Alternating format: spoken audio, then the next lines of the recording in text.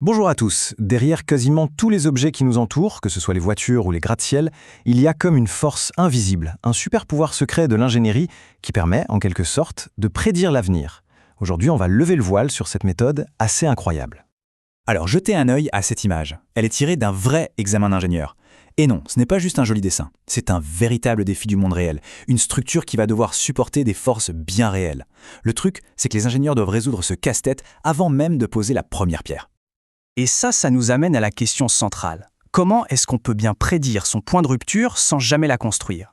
Comment savoir si une structure est sûre, si elle est efficace, juste en se basant sur des calculs?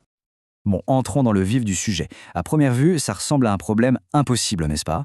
Le défi, c'est de prédire comment les forces physiques se comportent dans des formes vraiment complexes. Parce que le monde réel, c'est le bazar. Les lois de la physique, c'est assez simple pour un carré ou une barre toute droite.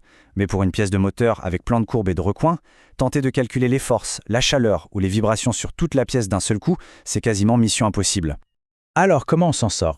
La solution est d'une simplicité absolument géniale. On va diviser pour mieux régner. C'est l'idée de base, le cœur de la méthode des éléments finis. Et ce processus, on l'appelle la discrétisation. En gros, on transforme un gros problème complexe en une multitude de tout petits problèmes très simples.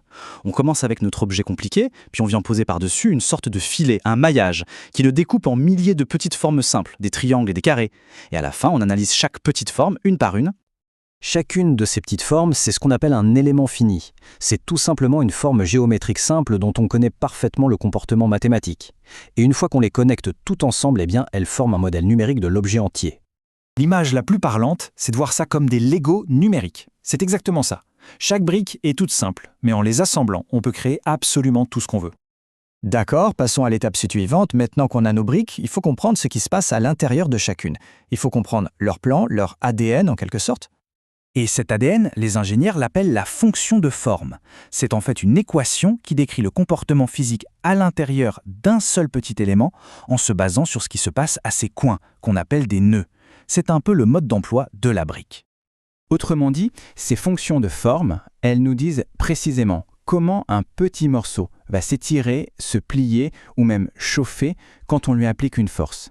Et ça, c'est vraiment le point clé. Toutes ces informations sont ensuite résumées dans un truc qui s'appelle la matrice de rigidité. Le nom peut faire un peu peur, mais il ne faut pas imaginer des chiffres hyper compliqués. C'est plus comme un tableau de relations. Il décrit simplement comment une force appliquée sur un coin de notre petite brique va affecter tous les autres coins. Et c'est là que la magie opère vraiment. L'ordinateur va prendre toutes les informations de ces milliers de petits éléments et les assembler pour créer un système unique et cohérent. Le processus est très méthodique. D'abord, on calcule la petite matrice de rigidité pour chaque brique individuelle. Ensuite, on crée une immense matrice globale, toute vide, pour l'objet entier. Et enfin, on vient additionner les valeurs de chaque petite matrice dans la grande. C'est un travail de fourmi, mais pour un ordinateur. Et le résultat, c'est qu'on transforme des milliers, voire des millions de petits problèmes en un seul et unique système d'équations, un système gigantesque qui décrit le comportement de l'objet entier d'un seul coup. C'est assez brillant. Tout ça se résume à cette équation presque iconique, K fois U égale F. Pour faire simple, la rigidité de l'objet, c'est K, multiplié par les déplacements de chaque point, c'est U, et bien c'est égal aux forces qu'on applique dessus, le F. Et ça, c'est exactement le genre de problème qu'un ordinateur est fait pour résoudre. On arrive enfin au résultat. On passe des équations à l'impact dans le monde réel. C'est ici qu'on voit à quel point c'est une véritable superpuissance pour l'ingénierie. La solution, ce n'est pas un seul chiffre, non, c'est une carte incroyablement détaillée qui nous montre la répartition des forces, des températures, des vibrations sur tout l'objet. C'est comme une simulation de la réalité, mais en version numérique. Et cette méthode, en fait, elle est absolument partout. Pour concevoir des voitures qui se déforment exactement comme prévu en cas d'accident pour nous protéger, c'est ça. Pour créer des ailes d'avion plus efficaces en simulant l'écoulement de l'air, c'est encore ça. Pour s'assurer que les ponts, les bâtiments peuvent supporter des charges énormes, vous avez compris. Ça va même jusqu'à l'optimisation de la chaleur dans les puces d'ordinateur ou le développement d'implants médicaux super performants. En résumé, on pourrait dire que la méthode des éléments finis nous permet de voir les forces invisibles qui façonnent notre monde. C'est un outil qui rend visible ce qui était, avant, totalement invisible. Cet outil incroyable nous permet de poser la question « et si ?»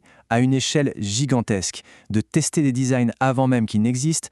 Alors, la question qu'on peut se poser pour finir, c'est qu'est-ce qu'on devrait construire ensuite ?